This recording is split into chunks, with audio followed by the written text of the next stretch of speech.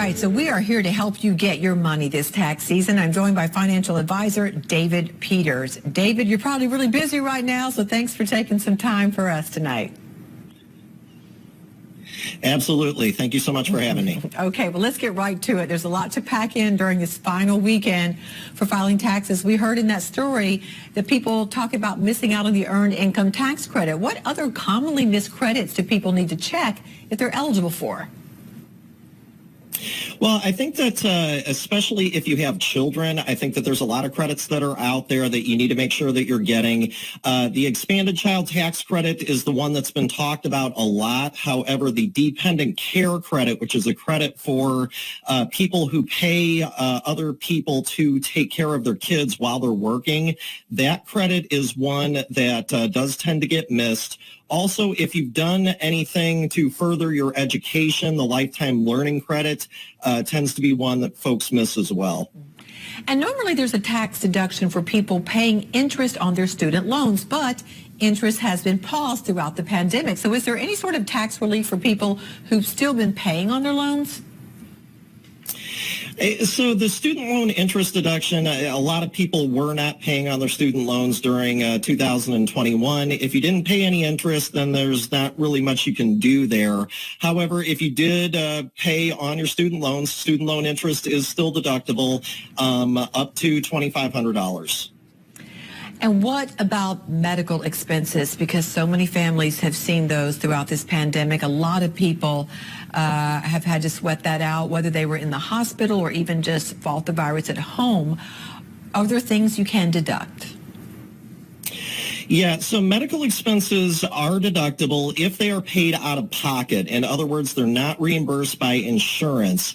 The only thing on medical expenses, though, is that for a lot of people, they don't see a deduction because you have to have a lot of medical expenses out of pocket before you can deduct anything.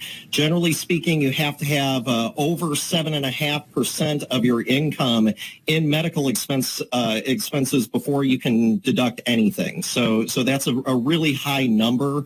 So a lot of people, unless they paid a lot out of pocket in medical, aren't going to see a deduction for medical expenses. All right. Thank you for that one. Now we're moving on here. Also about the pandemic, a lot of people experienced unemployment. What do people need to know about filing unemployment compensation?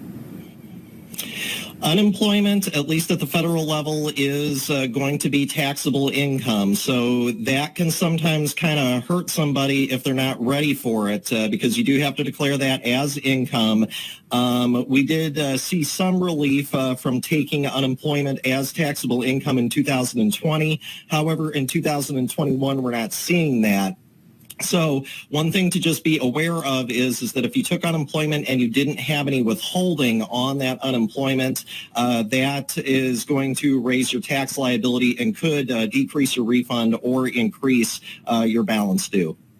All right. How about this one? 2021 saw a lot of people moving, with home buying reaching its highest levels since 2006. We know what homes are hard to find right now, but if you can get one, good luck. But not everyone can deduct their moving expenses. How do people know if they're eligible there, David?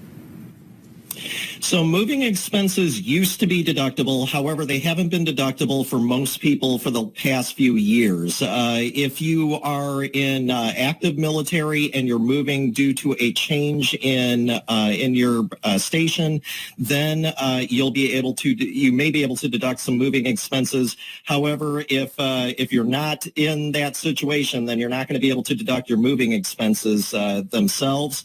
However, if you buy a new home, you might be able to deduct the mortgage interest on that home. You may also be able to deduct any real estate taxes that you may have paid.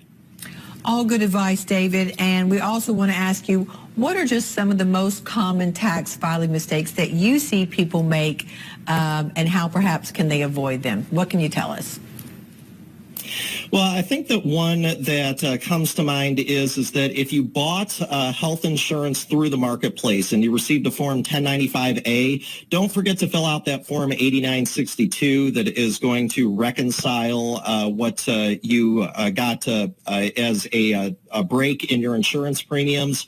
Also, again, making sure that you take the dependent care credit, and also making sure that you get any sort of personal property taxes that you may have paid.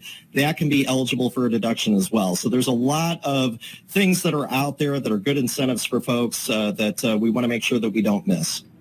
All great input. And to the best that you know, is the IRS up and running since the pandemic and ready to write some checks back to the American people? Because that's been a little fuzzy of late with the pandemic. Yeah, I mean, I think that the IRS is working its way through the backlog, but it is still slow, and there are still a lot of issues with getting through to folks at the IRS. All right, hang in there, everybody. We really appreciate your advice and coming in on a Friday night on a busy weekend for you. David Peters, financial advisor. Thanks so much, David.